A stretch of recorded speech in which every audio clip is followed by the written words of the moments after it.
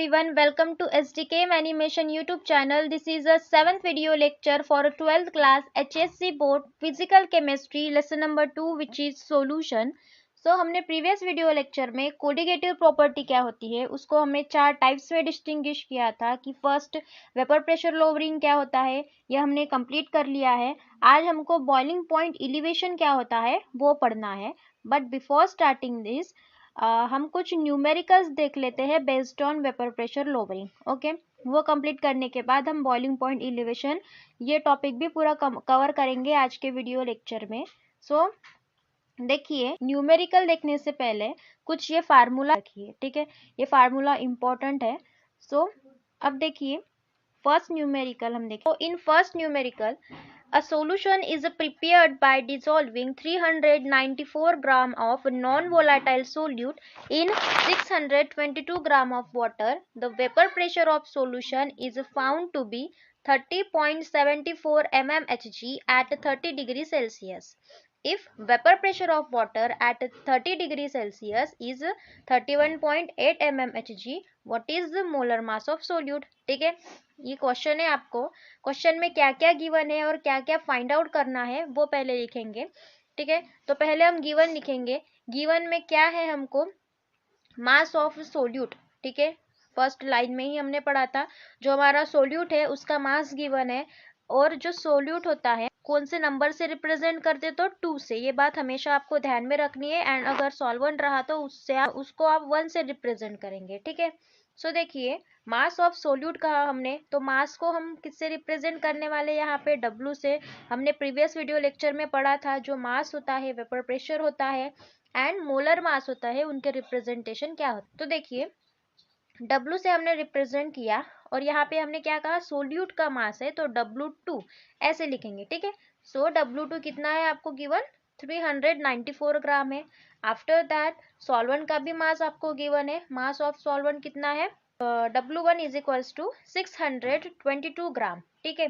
After that अब देखिए, vapour pressure of solution given है, उसको हमने P1 से रिप्रेजेंट किया है। ये बात हमेशा ध्यान में रखनी है कि जो सॉल्यूशन होता है उसको हम हमेशा P1 से रिप्रेजेंट करेंगे अगर उसका वेपर प्रेशर हमको गिवन होगा तो, ठीक है।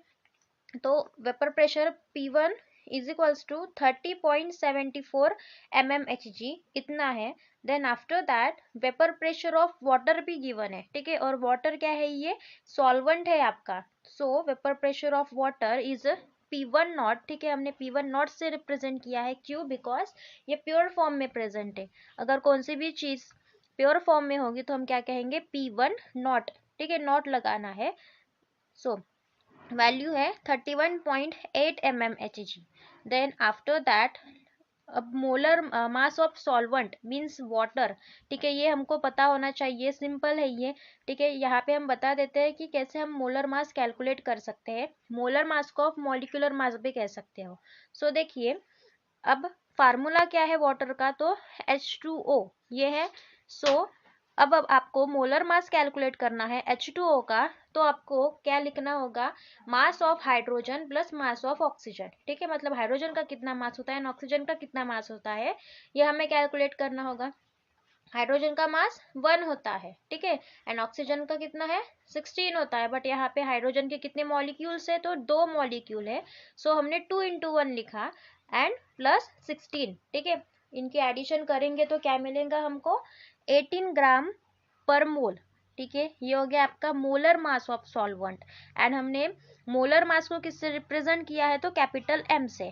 और सॉल्वेंट के लिए है तो वो क्या लिखेंगे हम यहाँ पे, M1, ठीक है। ये बात हमेशा आपको ध्यान में रखनी है, सॉल्वेंट रहा तो 1 एंड सोल्यूट रहा तो 2, ठीक है। अब देखिए, टू कैलकुलेट में हमें क्या फाइंड आउट करना है, molar mass of solute means M2 की वैल्यू हमको यहाँ पे निकालना है, ठीक है। देखिए, फार्मूला कौन सा एप्लीकेबल है इसके लिए, delta P divided by P1 not is equal to W2 into M1 divided by M2 into W1, ठीक है।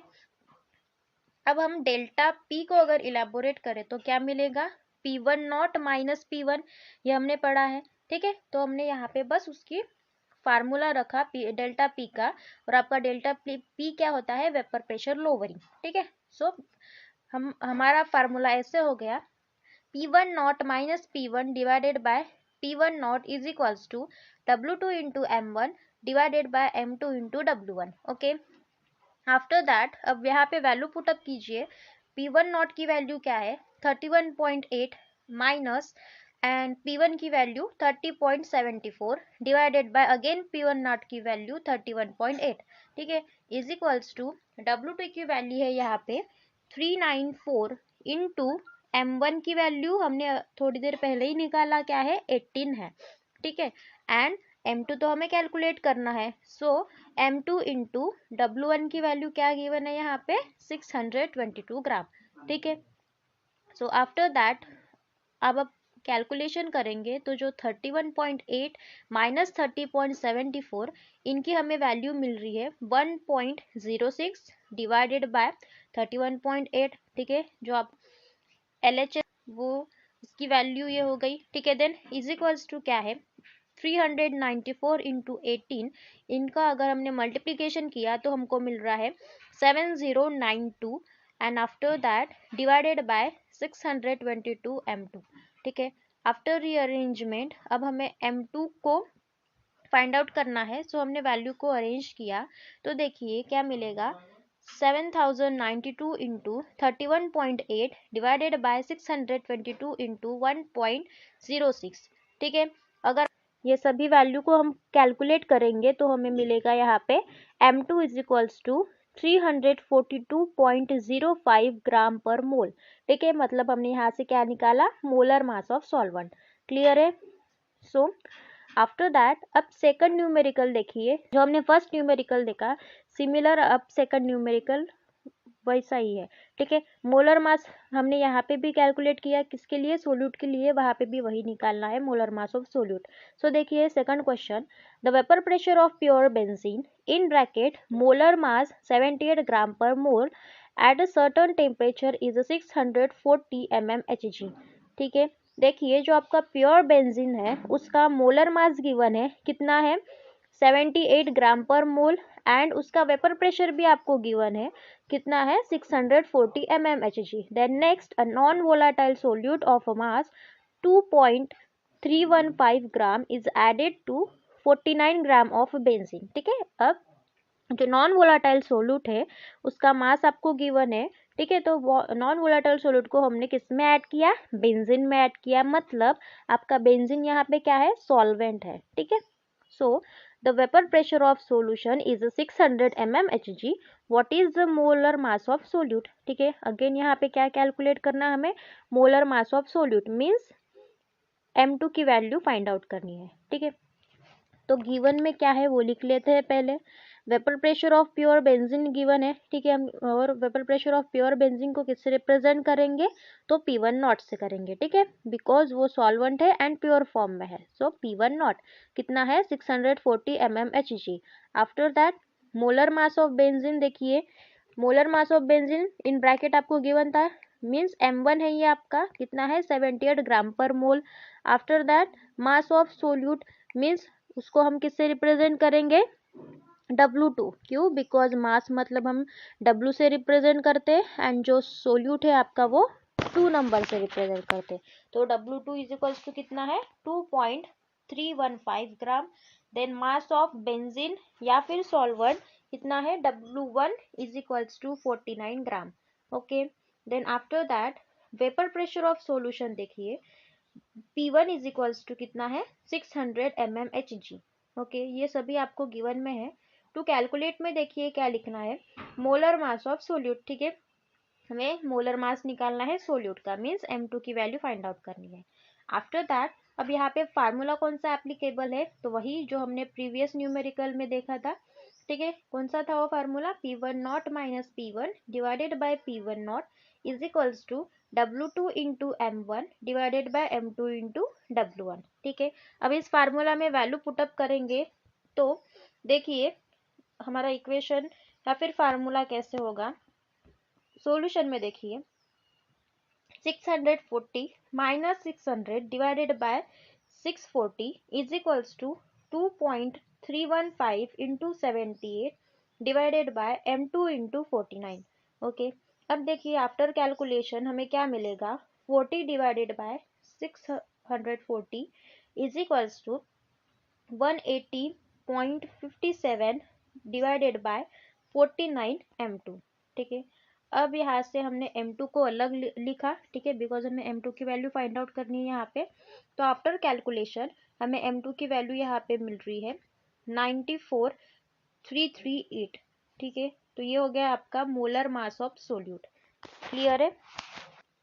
सो ये हो गए numerical based on vapour pressure lowering. Simple थे, बस हमको फार्मूला अप्लाई करना है वहाँ पे, बाद में आंसर इजीली निकल आता है। ठीक है, अब देखिए हमारी इसमें देखनी है हमको पॉइंट एलिवेशन क्या होता है। ठीक है, जैसे हमने वेपर प्रेशर लोअरिंग में पढ़ा था कि वेपर प्रेशर लोअरिंग में क्या हो रहा था, जो हमारा वेपर प्रेशर था वो कम होते जा रहा था। ठीक है, तो अब यहाँ पे देखिए जो सेकंड पॉइंट है उसमें क्या पढ़ना है, जो बॉइलिंग पॉइंट एलिवेशन है वहां पे हमारा जो बॉइलिंग पॉइंट है वो क्या हो रहा है, एलिवेशन हो रहा है, मीन्स इंक्रीज हो रहा है। सो देखिए कुछ बेसिक कॉन्सेप्ट यहाँ पे भी पढ़ लेते हैं इसके लिए।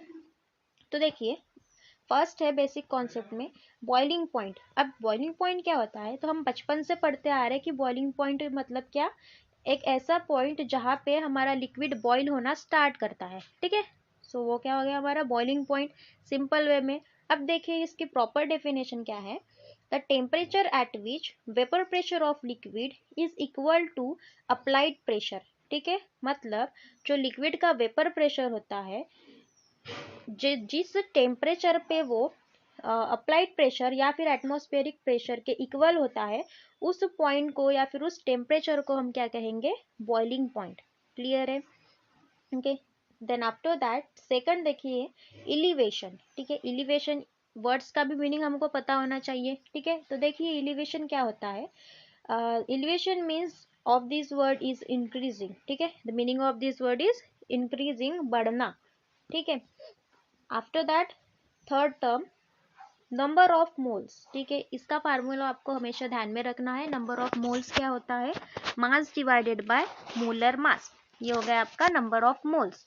देन आफ्टर दैट देखिए मोलैरिटी एंड मोलैलिटी, ये दो टर्म्स बड़े ही कंफ्यूजिंग होते हैं। ठीक है, कभी कभी हम समझ लेते हैं मोलैरिटी को मोलैलिटी एंड मोलैलिटी को मोलैरिटी, तो दोनों में डिफरेंस क्या है वो देखेंगे। देखो जो मोलैरिटी होता है वो कैपिटल एम से रिप्रेजेंट करना है, एंड जो मोलैलिटी होता है वो स्मॉल एम से रिप्रेजेंट करना है। ठीक है, सो मोलैरिटी की डेफिनेशन देख लेते हैं हम। The ratio of solute of in moles to the volume of solution in a litre is called as a molarity.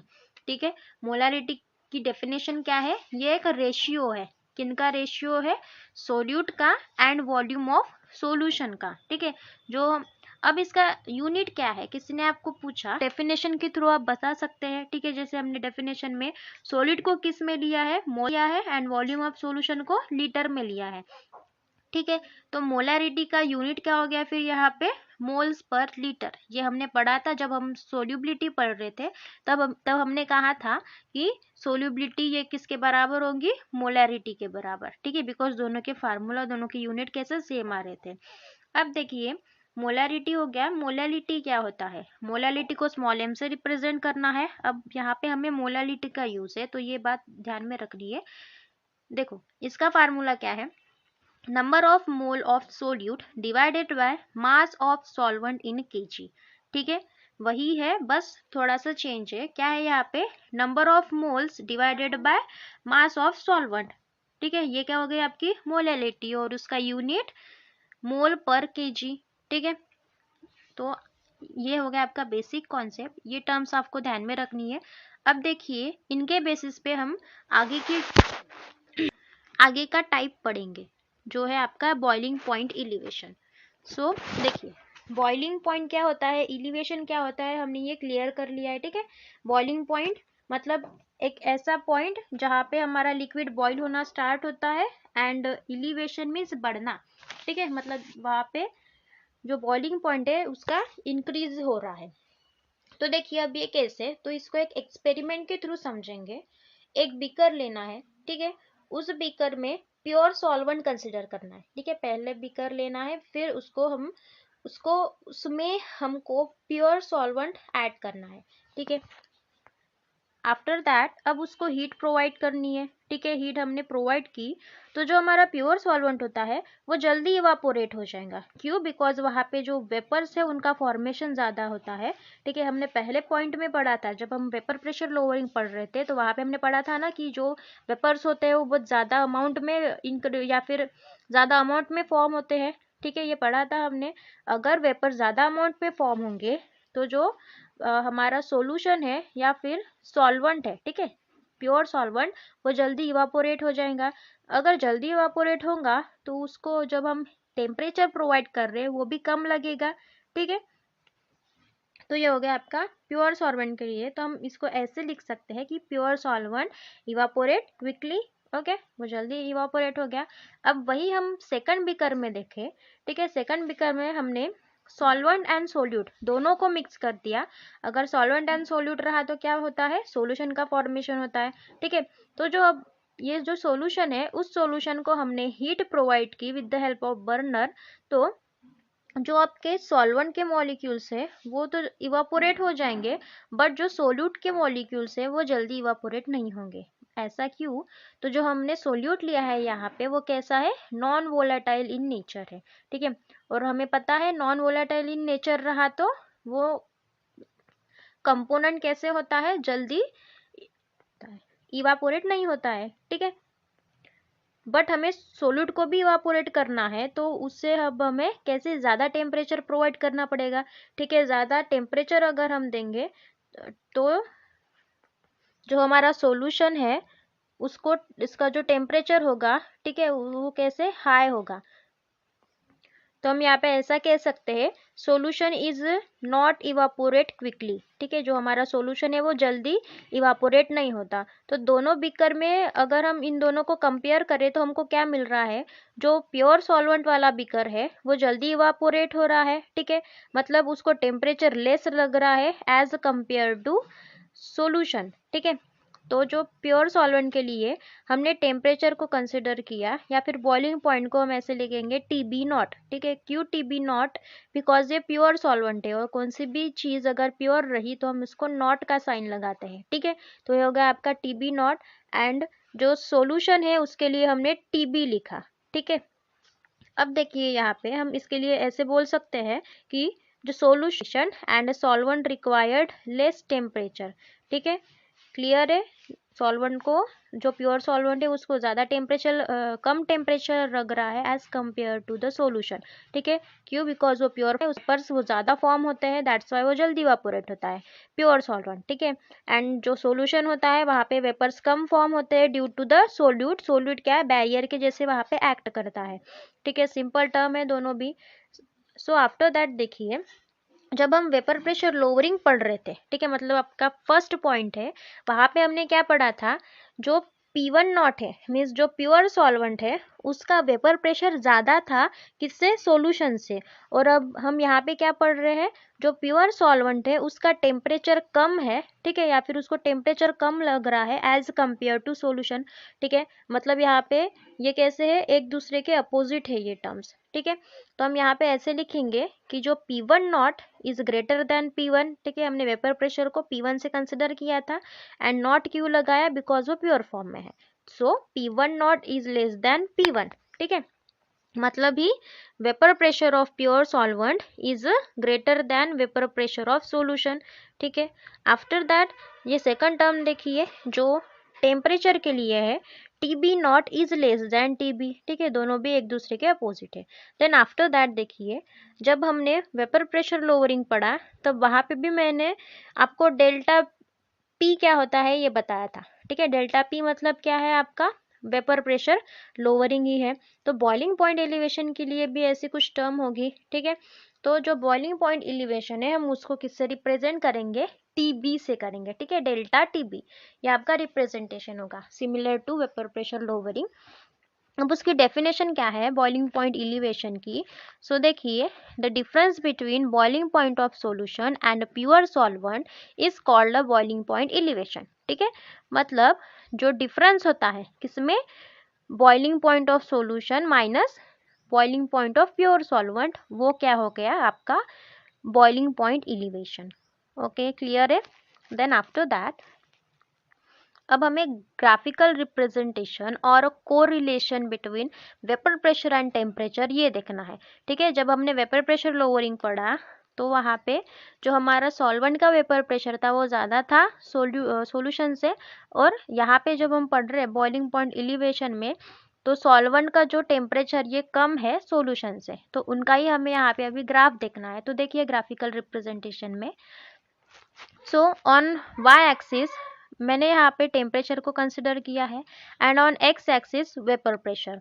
Okay, so then after that जो कर्व है ए बी, ठीक है, ये कर्व किसके लिए है, सॉल्वेंट के लिए है, and the curve C D for a solution. Okay, अब देखिए पहले हम वाई एक्सिस को कंसिडर करते हैं, मीन्स वेपर प्रेशर को देखते हैं। वेपर प्रेशर हमें क्या दिख रहा है यहाँ पे, जो पॉइंट बी है यहाँ पे, ठीक है, पॉइंट बी ये पॉइंट डी के ऊपर है, मतलब भी आपका जो सॉल्वेंट है उसका वेपर प्रेशर कैसा है, ज़्यादा है सॉल्यूशन से। ठीक है, अगर वेपर प्रेशर ज़्यादा होगा तो वो जल्दी इवापोरेट होगा, ठीक है, और उसको हीट भी कम लगेगी। अब देखिए एक्स एक्सिस पे आइए, जो आपका पॉइंट ए है, ठीक है, वो आगे है, मतलब जो सॉल्वेंट का जो पॉइंट ए है वो किसके आगे है, सी से आगे है। और अब आपका टेम्परेचर देखिए टीबी नॉट जो हमने इंडिकेट किया है वो कैसा है, कम है एज कंपेयर टू टीबी। ठीक है, मतलब आपका जो सॉल्वेंट का टेम्परेचर है वो कम है सॉल्यूशन के टेम्परेचर से। क्लियर है, ये हो गया graphical representation for vapour pressure and temperature. Okay, then after that अब हम नेक्स्ट टर्म पढ़ेंगे boiling point elevation and concentration of solute. ठीक है, अब इस टर्म में क्या है तो देखिए डेफिनेशन है, the boiling point elevation is directly proportional to molality of a solution. ठीक है, क्या है यहाँ पे, जो हमारा बॉइलिंग पॉइंट एलिवेशन है मतलब ही डेल्टा टी बी, ये डायरेक्टली प्रोपोर्शनल है किससे, मोलैलिटी से। जब हमने बेसिक कॉन्सेप्ट में पढ़ा था कि मोलैलिटी क्या होता है, ठीक है, क्या होता है मोलैलिटी, वो एक रेशियो होता है, किसका ratio, number of moles of solute divided by number of moles of solvent, ठीक है, इन केजी। सो ये टर्म इम्पोर्टेंट है, बेसिक में हमने पढ़ा था, तो यहाँ से अच्छे से थोड़ा ध्यान देना। तो देखिए जो डेल्टा टी बी है वो किसको प्रोपोर्शनल है, तो मोलैलिटी को। ठीक है, सो डेल्टा टी बी, अगर हमने प्रोपोर्शनलिटी का साइन यहाँ से रिमूव किया तो हमारा जो इक्वेशन है ये ऐसे हो जाएगा, delta T B is equals to K B into M. अब ये के बी क्या है, तो प्रोपोर्शनलिटी कांस्टेंट है, उसके थ्री नेम्स है। अब देखिए where M is the molality of solution, ये हमने अभी देखा। Then K B is equals to boiling point elevation constant और मोलर एलिवेशन कांस्टेंट और एब्सोल्यूट कांस्टेंट। ठीक है, इसके तीन नेम है, आपको ये याद रखना है। फर्स्ट क्या है, boiling point elevation constant, then second is a molar elevation constant and last is a absolute constant. ज़्यादातर तो आपको एब्सोल्यूट कांस्टेंट ही पूछा जाता है। ठीक है, अब देखिए next term, if we considering m is equals to 1। ठीक है, अगर यहाँ पे जो m है मीन्स आपका मोलैलिटी है 1 हो जाएगा, तो जो आपका डेल्टा टी बी है वो के बी के बराबर हो जाएगा। ठीक है, जो तो अब हमने डेफिनेशन जो लिखी है नीचे, डेफिनेशन फॉर कांस्टेंट वही है। देखिए क्या है, the abelioscopic constant is equal to the boiling point elevation if the molality is a unity। ठीक है, जो एब्लियोस्कोपिक कांस्टेंट है वो किसके बराबर है, बॉइलिंग पॉइंट एलिवेशन के बराबर है, जब आपकी मोलैलिटी क्या हो जाएंगी, यूनिटी, यूनिटी मतलब 1। ठीक है, क्लियर है। देन आफ्टर दैट अब हमको हमारे कांस्टेंट का यूनिट भी पता होना चाहिए, हम निकाल सकते हैं यूनिट। क्या है यूनिट, यूनिट ऑफ के बी। ठीक है, ये निकालना है, तो जो हमारा इक्वेशन है उसको पहले ऐसे लिख लेंगे, delta T B divided by M.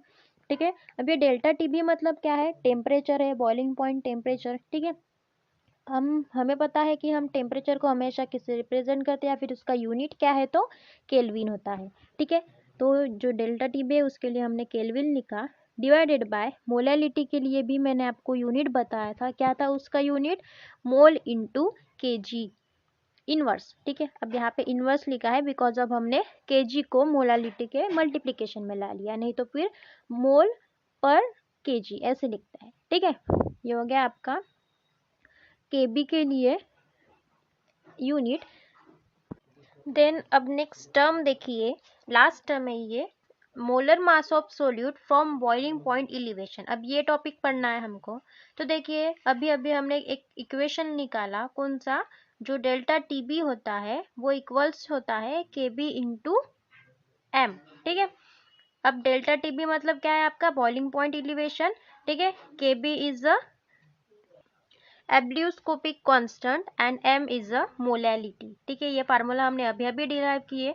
तो इस फार्मूला को लेके ही हमको आगे का फार्मूला डिराइव करना है for molar mass of solute. So देखिए, अब देखिए हमने जब हम बेसिक पढ़ रहे थे तब हमने number of moles of solute, ठीक है, ये पढ़ा था। मतलब नंबर ऑफ मोल्स कैसे कैलकुलेट करना है ये हमने पढ़ा था। ठीक है, अगर नंबर ऑफ मोल्स रहा, अब हमको गिवन नहीं है कौन सा भी कंपोनेंट है, तो हमने फार्मूला क्या लिखा था उसको, मास डिवाइडेड बाय मोलर मास। ठीक है, ऐसा लिखा था वहां पे। अब देखिए मुझे यहाँ पे सोल्यूट के लिए निकालना है। ठीक है, number of moles of solute. तो हम यहाँ पे कैसे लिखेंगे फार्मूला इसके लिए, number of moles of solute is equals to mass of solute divided by molar mass of solute. Okay, molar mass and molecular mass अब दोनों कुछ भी लिख सकते हो। ठीक है, दोनों भी सेम है। अब देखिए मोलर मास ऑफ सोल्यूट अगर रहा, मास को हम किससे रिप्रेजेंट करते हैं वो हमने अभी अभी पढ़ा था जब हम न्यूमेरिकल सॉल्व कर रहे थे, और हमने प्रीवियस वीडियो लेक्चर में भी पढ़ा था। ठीक है, जब हम वेपर प्रेशर लोअरिंग पढ़ रहे थे, ठीक है, उसके फार्मूले में हमें पढ़ा था कि हम मास को किससे रिप्रेजेंट करते हैं, कैपिटल डब्ल्यू से। क्यों, आपको वेट, ठीक है, ये वर्ड याद रखना है, मास मतलब वेट। ठीक है, तो वेट का जो फर्स्ट वर्ड है वो डब्ल्यू है। ठीक है, तो डब्ल्यू से आपको याद रखना है कि मास का रिप्रेजेंटेशन डब्ल्यू है। अब किसके लिए है, सोल्यूट के लिए है। और मैंने थोड़ी देर पहले ही आपको बताया था कि सोल्यूट जो है उसको 2 नंबर से रिप्रेजेंट करना है। तो आपको क्या मिलेगा, ये मास ऑफ सोल्यूट इज W2। ठीक है, and molar mass of solute, molar mass को हम किससे रिप्रेजेंट करते हैं, M से रिप्रेजेंट करते हैं। अगेन सोल्यूट है, सोल्यूट के लिए हम कौन सा नंबर यूज करते हैं, 2। सो यहाँ पे M2, तो क्या मिला हमको, W2 डिवाइडेड बाय M2, ये मिला। ओके, अब देखिए इसके बाद मोलैलिटी हमने बेसिक कॉन्सेप्ट में क्लियर किया है कि मोलैलिटी क्या होता है। तो देखिए उसका फार्मूला हमने पढ़ा था, moles of solute divided by mass of solvent. ठीक है, ये पढ़ा था, तो वही लिखना है यहाँ पे भी, मोलैलिटी। देखिए moles of solute divided by mass of solvent in KG. ठीक है, अब देखिए मोल्स ऑफ सोल्यूट हमने अभी अभी निकाला है। ठीक है, क्या निकाला, number of moles of solute, mass of solute divided bye molecular mass of solute. ठीक है, मतलब W2 डिवाइडेड बाय W1। तो यहाँ पे मोल्स ऑफ सोल्यूट की वैल्यू हम यहाँ पे पुटअप करेंगे, तो W2 डिवाइडेड बाय M2। ठीक है, ये लिखा हमने यहाँ पे। देन आफ्टर दैट डिवीजन में क्या है, मास ऑफ सॉल्वेंट इन केजी। ठीक है, तो मास ऑफ सॉल्वेंट को किससे रिप्रेजेंट करते हैं हम, W से। ठीक है, और सॉल्वेंट है तो 1, तो W1। और क्या दिया है, अगेन एक टर्म यहाँ पे है, इन केजी कहा उन्होंने। ठीक है, इन केजी मीन्स W1 को डिवीजन में होगा 1000। ठीक है, 1 kg मतलब कितना, 100 ग्राम इतना होता है, सॉरी 1000 ग्राम इतना होता है। ठीक है, सो यहाँ पे हमें फार्मूला मिला for molality, W2 divided by M2 divided by W1 divided by 100। ठीक है, अब अगर आपको रीअरेंजमेंट करेंगे हम, आफ्टर रीअरेंजमेंट, तो हमको यहाँ पे मिलेगा molality means M is equals to W2 into 100 divided by W1 into M2। ठीक है, अब देखिए जो मोलैलिटी की वैल्यू है, ठीक है, स्मॉल m की, हम अब इस इक्वेशन में पुट अप करेंगे, जो हमारा डेल्टा टीबी वाला इक्वेशन है उस इक्वेशन में। तो देखिए इक्वेशन कैसे हो गया फिर, delta TB is equals to K B into W2 into 100 divided by W1 into M2। ठीक है, अब देखिए जो अब आप न्यूमेरिकल सॉल्व करेंगे तो आपको न्यूमेरिकल में किसकी वैल्यू पूछेंगे तो M2 की वैल्यू निकालो ऐसे कहेंगे। ठीक है, अब M2 की वैल्यू निकालना मतलब भी आपका मोलर मास ऑफ सोल्यूट। ठीक है, मतलब आपको ऐसे गिवन नहीं होगा कि M2 की वैल्यू फाइंड आउट कीजिए, वहां पे ऐसा क्वेश्चन होगा कि मोलर मास या फिर molecular mass of solute find out कीजिए। ठीक है, तब मॉलिक्यूलर मास ऑफ सोल्यूट के लिए फार्मूला कैसे होगा, आफ्टर रीअरेंजमेंट मिलेगा M2 is equals to 100 into K B into W divided by delta T B into W1। Okay, ये हो गया आपका बॉइलिंग पॉइंट एलिवेशन। अब आफ्टर दैट देखिए इसके बेस्ट कुछ न्यूमेरिकल देख लेते हैं, ठीक है। तो देखिए first numerical, the normal boiling point of ethyl acetate is 77.06 degree Celsius, ठीक है। मतलब आपको बॉइलिंग पॉइंट दिया गया है प्योर सॉल्वेंट का कितना, 77.06 डिग्री सेल्सियस, ठीक है। Then after that a solution of 50 gram of non-volatile solute in a 150 gram of ethyl acetate, boiling point at 84.23 degree Celsius, ठीक है। अब देखिए यहाँ पे आपको ग्राम है, ठीक है, 150 ग्राम 50 ग्राम, तो ग्राम क्या रिप्रेजेंट करता है, यहाँ पे मास को रिप्रेजेंट करता है, वेट को रिप्रेजेंट करता है, ठीक है। तो मास ऑफ सोल्यूट भी दिया है एंड मास ऑफ सॉल्वेंट भी आपको गिवन है, ठीक है। मास को किससे रिप्रेजेंट करते हैं, W से, सोल्यूट रहा तो 2 एंड सॉल्वेंट रहा तो 1। सो देखिए मास ऑफ सोल्यूट कितना है, W2 is equals to 50 gram है and mass of solvent is W1 is equals to 150 gram, okay. Then after that और एक चीज आपको दी गई है यहाँ पे सोल्यूशन का, मीन्स जो आपका सोल्यूशन है उसका बॉइलिंग पॉइंट, मीन्स उसको हम किससे रिप्रेजेंट करते हैं, TB से रिप्रेजेंट करते हैं, ये बात आपको हमेशा ध्यान में रखनी है। तो देखिए TB is equals to 84.27 degree Celsius, इतना हमें यहाँ पे मिला, ठीक है। देन आफ्टर दैट और एक चीज गिवन है, क्या है, KB, ठीक है। मीन्स कौन सा कांस्टेंट है ये आपका, एब्ल्यूस्कोपिक कांस्टेंट, ठीक है। तो इस कांस्टेंट की वैल्यू आपको गिवन है 2.77 डिग्री सेल्सियस kg पर मोल, ठीक है। अब देखिए फाइंड क्या करना है हमको, M2 की वैल्यू फाइंड करना है, means molar mass of solute ये कैलकुलेट करना है, ठीक है। ज़्यादा से ज़्यादा तो आपको मोलर मास से कैलकुलेट करने के लिए दिया गया होगा न्यूमेरिकल्स में।